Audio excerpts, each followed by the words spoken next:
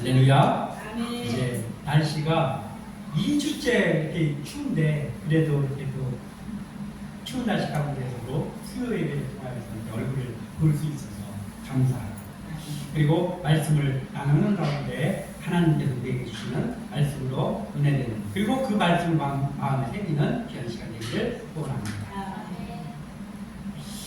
우리가 어떤 일을 할 때 중요한 요소들이 있는데, 어떤 일이 계획되어지고 일을 하면 거기서 중요한 일이 하나가 있는 게 뭐냐면 이 일을 주관하는 주관자가 누구냐가 중요하죠. 어떤 일들을 함께 계획하면 이것을 계획한 주관자는 누구인가. 왜냐하면 그 주관한 그 사람이 계획한 것들이 있을 거 아니에요. 그대로 일을 해야지만 이 좋은 결과를 낼 수 있기 때문에 일할 때 중요한 것은 이것을 계획한 사람의 취지가 무엇인가, 주관자가 누구인가를 먼저 잘 알아야 됩니다. 우리 그리스도인은 어떤 사람들이냐면 하나님의 영광을 드러내는 사람들인데, 늘 강조하지만 생명을 살리는 일을 하는 사람들이잖아요. 영혼을 사랑하는, 생명을 살리는 일을 하는 사람들입니다. 그 왜 그렇습니까? 우리가 섬기는 하나님이 그 생명의 주관자죠. 우리는 이걸 확실하게 알고 있는 사람들이 아닙니까? 생명의 주관자, 우리의 생명이 주님의 하나님께 있다. 하나님이 모든 세상을 조성하시고 사람을 만드셨다. 그리고 나를 만드셨다라는 것이죠. 그러니까 우리를 만드신 하나님 아버지의 마음이 어떤 마음이냐, 하나님이 원하시는 그것이 무엇인가, 이것을 우리가 잘 알아야지. 하나님은 어떤 분이냐 하면은, 하나님은 영혼을 참 사랑하시는데 어떻게 사랑하시냐면 한 영혼을 천하보다 귀하게 여기시는 분이 하나님이시다라는 것이죠. 이 세상에 사람이 얼마나 많습니까? 저도 가끔 생각하는 게 이거예요. 하나님이 나같이 아무것도 아닌 사람을 계속해서 기회를 주시고 죽음의 문턱에서도 살려주시고 여기까지 인도하여서 이 일을 감당케 하시는 이유가 뭘까? 하나님이 마음만 먹으시면 내가 아니라고 해도 얼마나 쓰실 사람이 많겠어요. 얼마나 쓰실 사람이 많은데 이렇게까지 나에게 기회를 주시는가, 이런 생각을 할 때가 참 많습니다. 그러니까 하나님께서는 영혼을, 우리 여기 있는 사람들을 뭉뚱그려서 보지 않으십니다. 한 사람 한 사람을 다 개인적으로, 심지어는 저기서 지금 예배 시간에 놀고 있는 저 아이들 한 사람 한 사람의 그 아이들까지 하나님께서 다 보고 계시는 거예요. 그래서 한 영혼을 천하보다 귀하게 여기시는 거예요. 더 정확하게 말하면 우리 하나님의 유일한 관심사는 영혼 사랑이에요. 유일한 관심사입니다. 하나님이 영혼 사랑도 하면서 세상을 좀 하나님이 만들어놓고 그걸 좀 즐기시기도 하고, 그게 아니라 세상을 지어놓고 사계절을 허락해 주시고 그 모든 것들이 있는 것이 하나님이 즐기기 위한 것이 아니라 우리를 사랑하시는 하나님께서 우리를 위하여 만들어 주셨어요. 그리고 우리를 보면서 기뻐하신단 말이에요. 거기다가 더불어 우리가 하나님께 영광을 돌린다고 하면 하나님은 더 기쁘시겠죠. 그럼 우리가 이러한 하나님의 마음을 알고 우리는 이 하나님의 마음을 흡족하게 하는 그 일을 해야 되기에 우리도 역시 영혼을 사랑하는 마음을 가져야 된다. 생명의 주관자가 누구인지를 아는 그 사람이 왜 또 중요하냐? 하나님께서 사람을 사랑하고 영혼을 살리시는 일을 하는데, 그 일을 할 때 같이 동역을 하는데, 우리랑 동역을 하잖아요. 사람들이랑 동역을 할 때 그 일을 맡기시는데 누구한테 맡기시냐라고 한다면 그 하나님이 누구신지를 알고, 그리고 그 하나님의 마음을 가진 사람들, 영혼을 사랑하는 그 마음, 주관자의 마음을 가지고 있는 그 사람들을 보시고 그 사람들을 통해서 일을 이루어 가시는데, 그 사람들이 바로 누구냐? 우리잖아요. 그리스도인들입니다. 그리스도인들이 바로 그 일을 하나님께서 맡기신 사명자들입니다. 오늘 본문을 보면 한 사내 아이와 그 어머니에 대해서 나오고 있죠. 사내 아이는 그때 어디서 태어났냐? 하필이면 그 많은 역사 가운데에서 죽음을 피할 수 없는 시기에 그 죽음을 당할 수밖에 없는 땅에서 사내 아이로 태어났습니다. 우리가 가끔 이런 생각하지 않습니까? 야, 내가 북한에서 태어났으면 어떻게 할 뻔했지? 야, 내가 어디 저기 아프리카 막 그 더러운 물 같은 거 막 먹을 수밖에 없는 그런 나라에서 내가 태어나봤더니 거기서 태어나 있었으면 어떻게 하지? 라는 생각을 하지 않는데 저도 가끔 합니다. 그런 걸 보면서 야, 내가 북한에서 태어났으면 어떻게 할 뻔했나 이런 생각 하잖아요. 지금 이 사내 아이가 야, 거기서 태어난 거예요. 왜 거기서 태어난지도 모르지. 사내 아이로 태어나면 무조건 죽이라고 했습니다. 왕이. 그리고 종살이라고 해서 자기 백성들이 종살이를 하고 있어요. 거기서 사내 아이로 태어났습니다. 기구한 운명을 태어난 거예요. 그런데 그를 낳은 어머니는 마음이 편했을까요? 지금은 이제 몇 개월 지나면 그 아이의 성별을 알잖아요. 그때는 성별을 모르는 게 다행이야. 성별을 알았으면 몇 달 전부터 불안할 거 아닙니까? 그 안에 있는 애가 사내 아이라고 하면은 얘 어떡하지, 얘를 어떡하지 했을 거 아니에요. 근데 몰랐으니 다행이지. 그렇지만 어찌됐든지 간에 그 부모들이 얘가 태어났을 때 사내 아이면 어떡할까라는 조바심 가운데 있지 않았겠어요? 그 상황 가운데 있었으니 그 부모는 또 얼마나 마음이 조마조마했겠습니까? 여기에 본문에는 오늘 나오지 않지만 그 엄마의 이름이 요게벳입니다. 요게벳의 노래라는 찬양을 우리가 가끔 부르고 저도 가끔 그 찬양 듣기도 하고 부르기도 하는 찬양인데 이 요게벳의 심정을 잘 표현한 것 같아요. 그 찬양이 요게벳이 그랬을 거란 말이에요. 그렇지만은 요게벳이 중요한 것이 있었는데 그 요게벳은 그 상황 가운데에서 낙담만 하지 않고 그 아들을 그 사내 아이를 살리려고 최선의 노력을 한 어머니란 말이었습니다. 오늘 말씀을 나누면서 그 어머니가 왜 그렇게 아이를 또 아들이니까 당연하겠지만 왜 그렇게 노력하면서 살리려고 했는가? 바로 이 요게벳은 생명의 주관자가 누구인지를 알고 있는 여인이기 때문에 생명의 주관자는 사람이 바로 왕이 남자아이를 낳으면 죽여라 이런 걸 계획했지만 그 생명을 주관하시는 분은 하나님이시다라는 것을 알고 있는 여인이었기 때문에 그래서 그 여인이 최선을 다해서 하나님이 기뻐하시는 생명을 살리는 일을 그 여인도 했더니 그랬더니 그 여인이 아들 하나 그냥 살린 겁니까? 아니요. 민족의 지도자를 살린 거예요. 민족의 지도자 모세를. 그래서 오늘 이것을 우리가 살펴보면서 오늘 말씀의 제목이 생명의 주관자가 누구인가?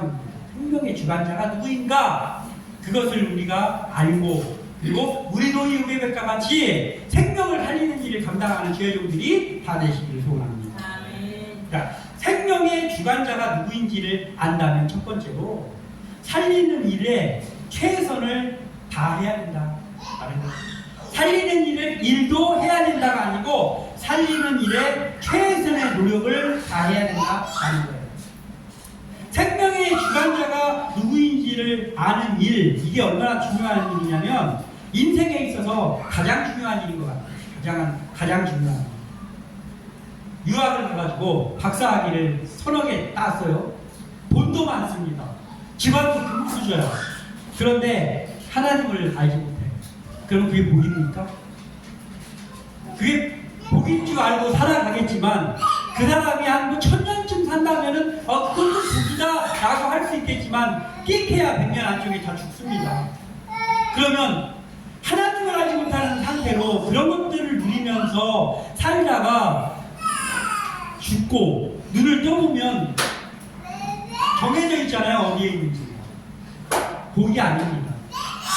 그렇기 때문에 부족한 것이 많고 그리고 잘나지 못한 가운데 사람이 볼 때는 잘나지 못했다 할지라도 생명의 주관자가 누구 나를 여기에 이르게 하신 분이 누구다라는 것을 내가 분명히 알고 있다라고 하면 그러면 나는 인생의 가장 현명한 사람이다라고 할 수 있습니다.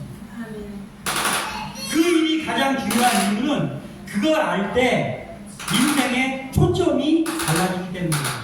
자, 우리가 하나님을 믿는다고 하면서도 우리의 삶 속에서는 그걸 아는 사람처럼 생각하지 않은 그냥 세상 사람들하고 똑같이 그냥 일어나면은 직장이 있으니까 아유 오늘도 또 출근해야 된다 이러면서 가서 일하고 그러면서 하루하루를 살아가고 어떻게 해야 돈을 조금이라도 또 모을 수 있을까? 이런 것들만 걱정을 하면서 살고 있다라고 하면 과연 생명의 주관자가 하나님이라는 것을 알고 생활한다고 할 수 있습니까? 아니, 순간순간마다 느껴지는 거예요. 내가 여기 있는 것이 하나님의 은혜구나.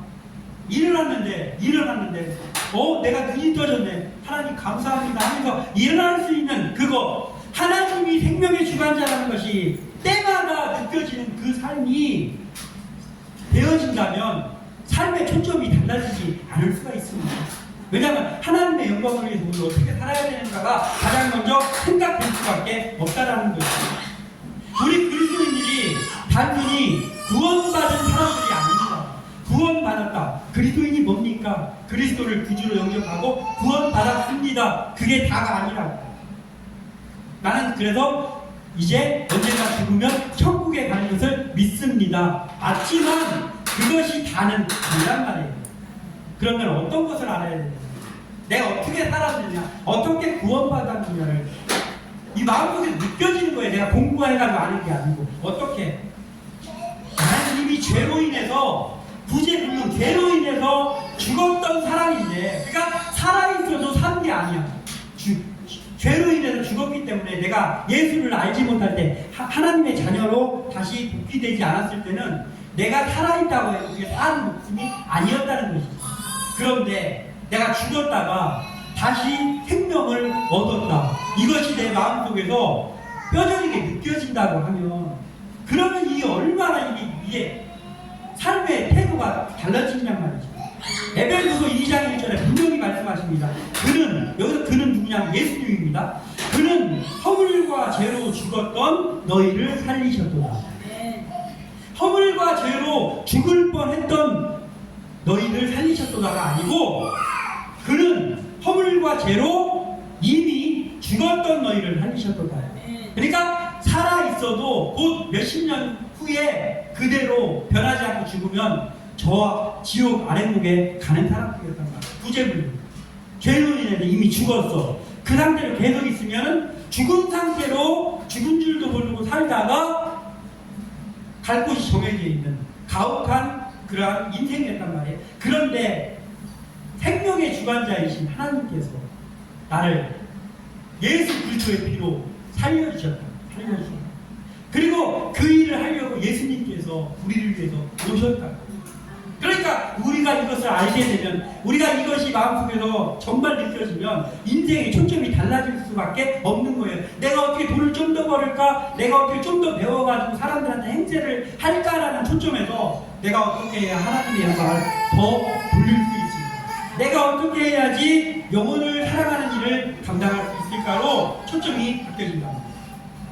죽었던 나를 생명의 주관자가 살리셨다는 걸 알았다면, 그러면 생명을 살리는 일에 우리도 쓰임을 받아야 합니다. 왜냐하면 그분이 그것을 좋아하기 때문에. 그리고 그분은 사람을 통해서 그 일을 하니까 내가 그 일에 쓰임받는 사람이 되어야 되는 거예요. 모세에게 요게벳이라는 사람은 개인적으로는 낳아준 어머니잖아요. 요게벳이 생물학적으로 어머니예요.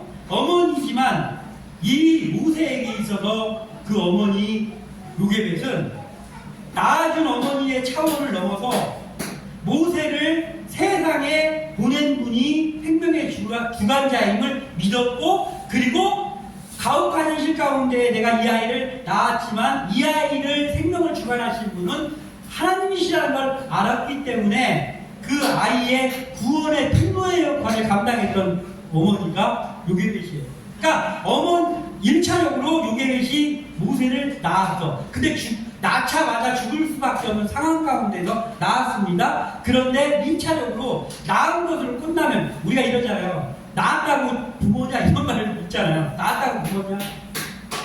이게 아니야. 요게벳은 낳아준 어머니이면서 그 모세를 태어나게 하신 생명의 주관자 하나님을 굳게 믿고 그 모세를 살게 하는 구원의 통로의 역할을 감당한 정말 어머니 중에 어머니가 아닌가, 그런 생각을 갖게 됩니다. 이런 요게벳이죠. 눈에 가장 그래서 요게벳이 이런 거예요. 태어났는데, 아기가 태어났는데, 사실은 여기서 보면은 마치 모세가 장난인 것처럼 표현이 돼 있잖아요. 신입장가를 가가지고 아들을 낳았는데 이렇게 시작되고 있잖아요. 이게 왜 그러냐면은, 이게 지금 출애굽기를 모세 오경을 이끌어갈 지도자가 모세잖아요. 그래서 모세가 태어난 장면을 묘사하고 있기 때문에 이렇게 표현을 했지만, 이미 이 요게벳에게는 아들 하나, 딸 하나가 있었습니다. 아들은 아론이고 딸은 미리암이에요. 근데 아론이 모세보다 3살 많은 형이에요. 3살 많은 형. 그리고 미리암은 몇 살인지 모르지만 제법 나이 차이가 나는 누나입니다.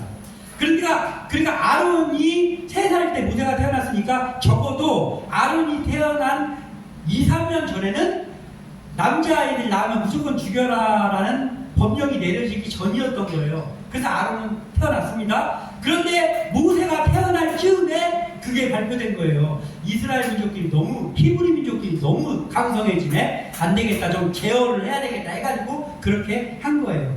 어찌되었든 그래서 이제 이미 아들과 딸이 하나씩 있는 요게벳이 세 번째 자녀를 낳게 됐는데 그게 모세입니다. 태어났는데 보니까는 잘생긴 것을 보고 석 달 동안 숨겼으나 이렇게 우리나라 말로 표현하다 보니까 이렇게 표현되어 있지만, 우리가 알고 있는 잘생긴 애가 인물이 좋고 그래서 사는 게 아니고, 말하자면 요게벳이 볼 때 이 아이가 범상치 않은 하나님께서 무언가를 하실 것으로 성령께서 마음을 주신 거예요. 그래서 아이를 숨겨서 키웠는데 3개월쯤 지나니까 애가 커가지고 이제는 울음소리가 바깥으로 새어나가는 걸 감출 수도 없고, 그리고 그때가 지금처럼 집이 방음이 잘 됐겠습니까? 그러니까 더 이상 숨길 수가 없는 거예요. 그랬을 때 이 요게벳이 최선의 노력을 합니다. 이 아이를 낳은 건 나지만 이 아이의 생명을 허락하신 건 하나님인데, 생명의 주관자 하나님이신데 내가 이 아이를 최선을 다해서 살려야 되겠다. 그러면서 이 요게벳이 갈대 상자를 만드는 거예요. 근데 갈대 상자를 우리 3절을 읽어보겠습니다. 시작. 더 숨길 수 없게 되매 그를 위하여 갈대 상자를 가져다가 엽청과 나무진을 칠하고 아기를 거기다가 나일강가 갈대 사이에 두고. 아멘. 이 아이를 갈대 상자를 만들어가지고 나일강가에다 띄우는데요. 여기서 나오는 엽청과 나무진이 뭐냐면 말하자면 이런 거예요. 원유 같은 일종의 원유 이런 거예요. 그래서 그 원유에서 휘발유도 나오고 경유도 나오고 아스팔트도 나오고 그러잖아요. 그런 성분이 엽청이란 말이에요. 엽청. 그래서 물이 새지 않게 하는 역할을 하는 거예요. 그래서 이런 것들을 바르고 해가지고 물이 새지 않는 갈대 상자를 만들었는데 그럴듯하게 만들었어요. 뚜껑까지 있게. 그렇게 해가지고 어디다 갖다 놓은 게 아니고 마음대로 흘러갈 수 있는 나일강가에다가 띄워놓습니다. 왜냐하면 하나님께서 이 아이를 살리실 것이다 라는 믿음을 가지고. 그렇지만 엄마니까 눈물을 흘리면서 그 아이를 띄우지 않았겠어요. 근데 그 갈대 상자를 눈에 잘 띄고 그리고 튼튼하고 그러한 갈대 상자를 가지고 이 아이를 거기다가 넣어서 나일강에다가 띄워 보냈습니다. 여기에 사용하고 있는 모세를 넣은 갈대 상자를 히브리어로 원어 성경에 어떻게 표현하고 있냐면 이 단어가 테바입니다. 테바라는 게 그 어떠한 고유명사예요. 고유명사 뭐냐면은 노아의 방주를 칭할 때 쓰는 고유명사 옛날 언어예요. 그러니까 우리도 원래는 그게 두유 같은 거죠. 배지밀 같은 거죠. 배지밀이라는 게 두유잖아요. 두유 중에 한 종류잖아요. 근데 지금 우리가 쓸 때는 그냥 배지밀 하면 그게 두유를 대표하는 말이잖아요. 그런 식인 거예요. 말하자면 테바라는 게 바구니 같은 그런 어떤 언어인데 그게 노아의 방주를 칭할 때 쓰는 고유명사처럼 쓰이는 게 테바예요. 근데 이 모세를 넣은 갈대 상자를 히브리어 성경에서는 테바라고 표현하고 있습니다. 여기는 뭐냐면 사람을 살리는, 구원하는 장소라는 그러한 개념이 있습니다. 그래서 이것을 만들어가지고 거기다가 모세를 넣어서 띄운 거예요. 요게벳의 갈대 상자는 단순히 아기를 살리는 일을 넘어서 지금 어떻게 됩니까? 민족을 살린 구원의 방주가 된 거예요, 갈대 상자가. 왜냐하면 거기 탄 애가 그냥 보통 애가 아니잖아. 거기 탄 그 모세는 장차 이스라엘 민족을 출애굽시키는 지도자예요. 하나님이 그 일을 하기 위해서 그에게 생명을 주신 거잖아요. 그런데 기구한 운명이니 뭐 모세가 친령을 내렸는지 감히 그러한 사람이 만들어 놓은 법이 모세를 죽일 수 있습니까? 죽일 수 없습니다. 왜냐하면 하나님이 계획을 가지고 그를 생명을 주셨거든요. 그런데 그 어떤 사람을 통해서 하나님은 그를 살리는 역사를 일으키는데 그 첫 번째로 쓰임받은 인물이 요게벳이라고. 낳아준 어머니 요게벳이 생명의 주관자인 하나님을 아는 그 여인에게서 태어났기에 그 여인이 눈에 잘 띌 수 있는 그럴싸해 보여야지 무슨 뭐 그냥 어떤 뭐 물에 떠내려오는 어떤 쓰레기처럼 보였으면은 그게 모세가 살았을 리가 없잖아요.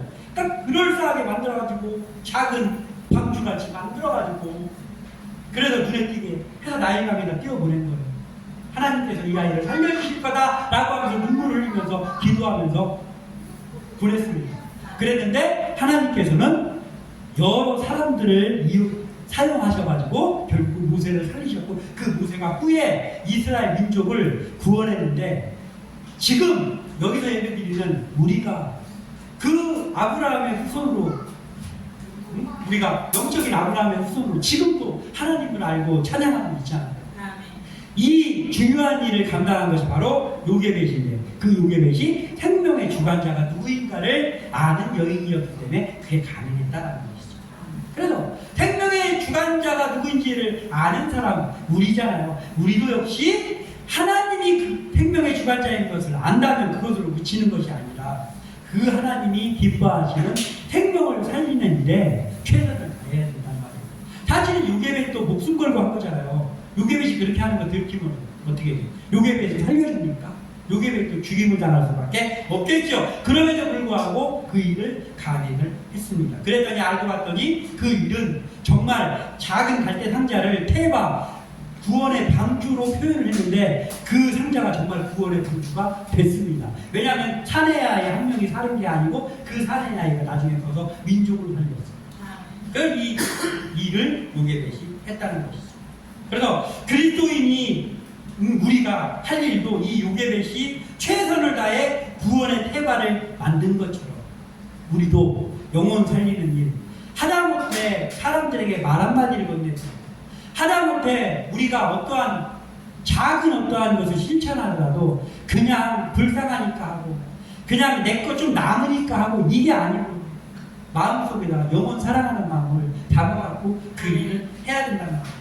중보기도를 하는데 아유 우리 목사님이 맨날 껐다가면 중보기도 꼭 해야 된다고 그 얘기했으니까 해야지 하고 이렇게 하는 그런 중보기도 말고 내가 지금은 아무것도 뭐 할 수는 없지만 중보기도를 통해서라도 저 영혼을 사랑하는 마음 담아서 하겠다라는 마음 가지고 중보기도 내 주위에 있는 사람들을 위해서 중보기도를 하고 그리고 말 한마디를 건네더라도 그냥 재미있는 말 그냥 건네는 게 아니고 마음에 영혼을 사랑하는 마음을 담아가지고 위로의 말을 건네더라도 주의 사랑을 거기 담아가지고 한마디씩 이것이 우리에게 필요하다는 거예요. 왜냐하면 그 노력 때문에 그 사람이 나중에 어떻게 될지 모르잖아요. 그래서 우리가 이런 것들을 해야 된다는 것이죠. 그리고 우리가 그렇게 할 때 그 사람을 살리는 일을 하는데 최선을 다해서 할 때 그 이유가 뭐냐? 생명의 주관자는 하나님이고 우리가 그렇게 하는 그 사람들을 하나님께서는 어떻게 인도하실지 우리가 모르니까 우리는 일단은 그러한 일에 최선을 다하는 그러한 우리 한 사람 한 사람 되기를 소원합니다. 그리고 또 하나는 뭐냐면 이런 겁니다. 생명의 주관자께서는 하나님이시죠. 생명의 주관자께서는 당신이 택하신 사람은 반드시 살린다. 반드시 살린다. 어떠한 상황 가운데 생명의 주관자인 하나님은 그 하나님 당신께서 택하신 사람을 반드시 살리는 거예요. 그냥 살리기도 하고 그렇지 않기도 하고가 아니라 반드시 살리는 거예요. 어떠한 일을 통해서라도. 홍수 속에서 홍수가 전 세계를 덮쳤습니다. 노아의 홍수 때 홍수를 덮쳤지만 노아의 방주를 그 홍수가 덮치지 못했어요. 왜냐하면 하나님께서 만든 태바거든요. 하나님께서 노아를 통해서 만든 태바기 때문에 아무리 큰 홍수라고 할지라도 삼킬 수가 없습니다. 왜냐하면 그게 하나님의 작품이기 때문에 그렇습니다. 그래서 노아의 식구들과 그리고 그 짐승들이 살아가지고 우리가 지금 그 후손들로 여기 있습니다. 번제단에 누워있는 이삭이 어땠을까요? 이제 우리 아버지가 제물로 바치려고 나를 눕혀놓고 지금 칼까지 뽑았는데 그때 이삭이 이제 나는 죽었구나 라고 하면서 그러나 순종해야지 하면서 눈을 감았을 거 아닙니까? 번제단에서 묶여가지고. 그런데 하나님께서도 아브라함에게 이렇게 말씀하셨잖아요. 그 훨씬 전에 야 이스마엘을 낳았을 때 야 네 자손이 퍼져서 그 자손이 되는 건 이스마엘을 통해서가 아니고 이스마엘도 민족을 이루겠지만 이스마엘을 통해서가 아니고 이삭을 통해서다 라고 말씀하셨단 말이에요. 그러니까 이삭은 죽을 수가 없어요. 자기 마음대로 죽을 수 없는 사람입니다. 그래서 거기서 하나님께서 다시 살리셨다고요. 아멘. 하나님 반드시 살립니다. 또 요셉이 나락에 갔잖아요. 나락. 형제들한테 팔려고 나락으로 떨어졌잖아요. 나락에서 더 큰 나락으로 떨어지고 더 큰 나락으로 떨어졌잖아요. 그런데 요셉이 사람들이 막 죽이려고 한다고 해서 죽습니까? 죽을 수 없어요. 왜냐하면 그 나락 아니라 나락 할아버지에 간다고 할지라도 하나님께서 요셉을 생명의 주관자로 못 죽입니다. 못 죽이는 거예요. 오늘 나오는 갈대상자의 모세. 바로가 칙령을 내리고 별신을 다한다고 해도 이 모세를 죽일 수 없습니다. 아멘. 자, 성경에 나오는 이러한 인물들이 있고요. 그리고 또 하나 있잖아요. 그리고 이러한 사람들, 그리고 나는 어떻습니까? 여기 있는 우리들 죽을 법이 없었습니까? 내가 이제 나 끝났구나라고 하는 순간이 없었습니까? 내가 이러다가 실패하는 거 아니야? 라고 하는 순간이 없었단 말이에요. 저 많았습니다. 저도 많았습니다. 그렇지만 지금도 살아있는다. 왜냐하면 하나님이 생명의 주관자고 하나님이 나를 사용하시겠다는데 죽일 수 없습니다. 내 마음대로 죽지 못합니다. 우리는 다 자부심을 가지고 살아야 돼요. 우리는 하나님의 계획이 끝나기 전에는 내 마음대로 죽을 수 없는 사람들이에요. 누군가가 우리를 죽일 수도 없습니다. 이러한 마음을 가지고 살기를 바랍니다. 살다가 우리에게 앞으로도 모든 게 끝난 것만 같은 순간이 올 거예요.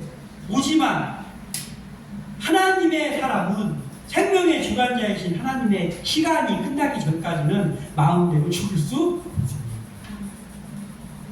생명의 주관자 하나님은 장차 이스라엘 민족을 애굽에서 이끌어 가나안으로 인도할 지도자로 모세를 택하고 그 모세를 태어나자마자 남자아이는 죽을 수밖에 없는 환경에서 태어나게 하셨어요.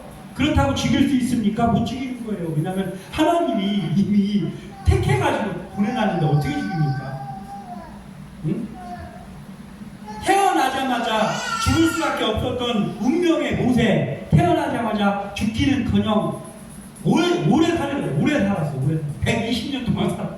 모세가 120년 동안 살면서 이스라엘 백성을 구원해서 출애굽시키는 사람을 살리는 일을 120년을 살면서 그 일을 했단 말이에요. 그리고 하나님이 야 모세야 너 이제 수고했다. 너는 여기까지다. 네 역할은 여기까지고 이제부터는 내가 또 다른 여호수아를 세워서 내가 그 일을 이어갈게. 너 그동안에 수고했다 라고 하면서 하나님께서 모세를 데리고 가시는 거예요. 그러니까 모세의 시체는 찾지도 못했어요. 그런데 무슨 어디 과학회 이런 데서 자꾸 시체를 찾았느니 이런 얘기를 하기는 하지만 하나님께서 너 수고했다 하면서 하나님께서 모세를 데리고 가는 거예요. 그러면 하나님의 계획이 끝났을 때 그때 죽을 수 있는 거예요. 우리도 마찬가지입니다. 그를 위해서 생명의 주관자가 누구인지를 확실히 아는 이 모세를 위해서 그 생명의 주관자가 누구인지 확실히 아는 어머니 요게벳에게서 모세가 태어나서 하나님의 계획이죠. 그 하나님을 아는 여인에게서 태어났어요. 저 아이들 저기서 지금 뛰어나서 놀고 있는 아이들이 저기 어디 불금 있는 그 부모에게서 태어났으면 어쩔 뻔했어요.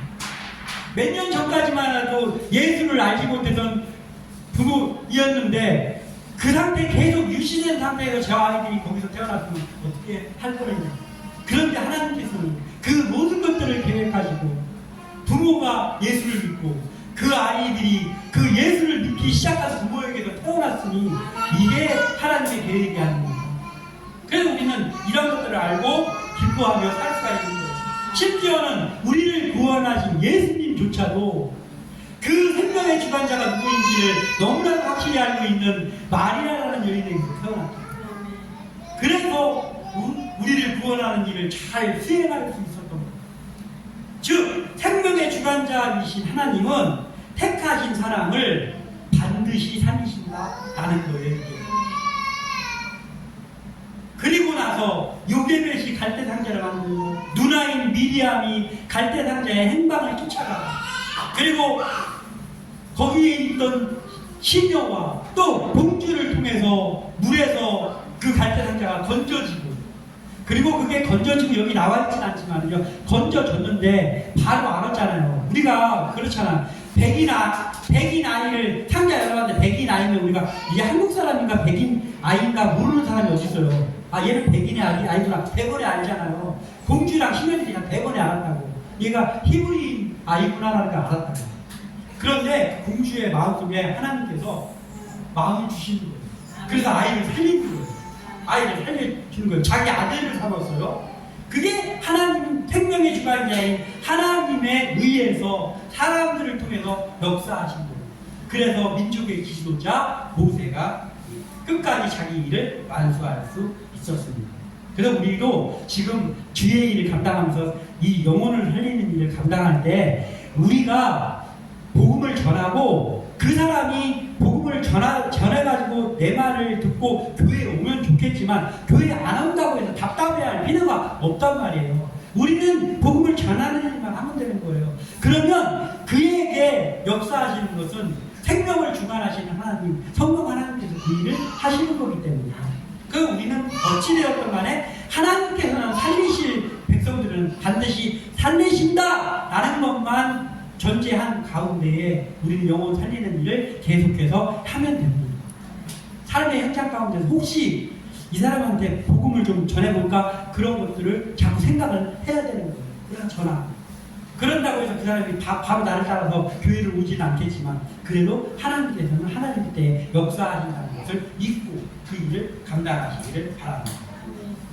우리가 요게벳과 같이 이러한 하나님이 좋아하시는 생명 살리는 일에 쓰임받는 존재가 되기를 소원합니다. 우리가 생명의 주관자가 하나님이심을 늘 가슴에 새기고 살아가는 사명자가 되시기를 주님의 이름으로 축원합니다.